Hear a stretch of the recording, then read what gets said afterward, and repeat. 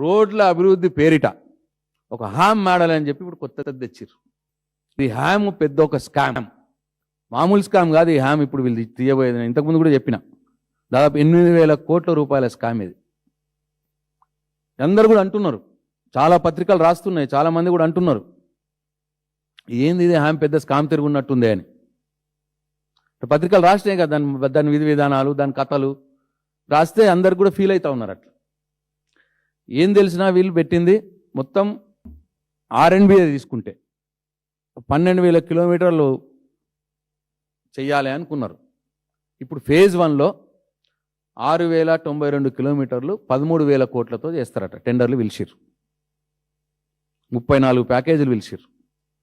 6,092 కిలోమీటర్లు 13,000 కోట్ల పనులని 34 ప్యాకేజీల టెండర్లు పిలిచిర్రు. దీంట్లో ఏముందంటే మతలబు జాగ్రత్త వినాలి దయచేసి. ఈ రాష్ట్రంలో R&B డిపార్ట్మెంట్లో రోడ్ల కోసం, బ్రిడ్జ్ల కోసం ఎక్కడ కూడా ఎప్పుడు కూడా మొబిలైజేషన్ అడ్వాన్స్ ఎప్పుడు లేదు. కాంట్రాక్టర్లకు మొదలే డబ్బులు ఇచ్చుడు. ఎప్పుడో అప్పుడు ఇరిగేషన్ ప్రాజెక్ట్స్లో రాజశేఖర రెడ్డి గారు పెట్టిరు 3% మొబిలైజేషన్ అడ్వాన్స్ అని చెప్పి పెట్టిరు అప్పుడు ఆయన గవర్నమెంట్లో. ఇప్పుడు వీళ్ళు యామ్ మోడల్లో 10% మొబిలైజేషన్ అడ్వాన్సులు పెడుతున్నారు. అంటే పనులు మొదలు పెట్టకనే మొదలే కాంట్రాక్టర్కు పనుల విలువలో 10% ఇచ్చేస్తారట గవర్నమెంట్.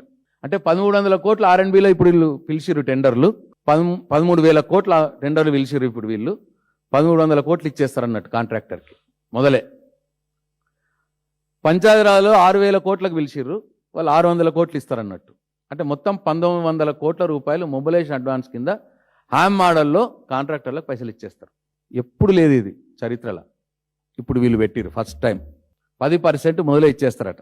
పాపము పనులు చేస్తున్నాయి. ఇప్పుడు ఇక్కడ ఎగ్జిస్టింగ్ లోకల్ కాంట్రాక్టర్లు ఎవరైతే ఉన్నారో పనులు చేస్తున్న కాంట్రాక్టర్లకు 1,200-1,300 కోట్ల బిల్స్ పెండింగ్ ఉన్నాయి. అవి ఇయ్యరట. కానీ 1,900 కోట్లు మొబిలైజేషన్ అడ్వాన్స్ మాత్రం ఇచ్చేస్తారట ఇప్పుడు కొత్త కాంట్రాక్టర్లకు. ఆల్రెడీ పనిచేసిన కాంట్రాక్టర్లకు పాపం వాళ్ళ బిల్స్ ఇవ్వరు.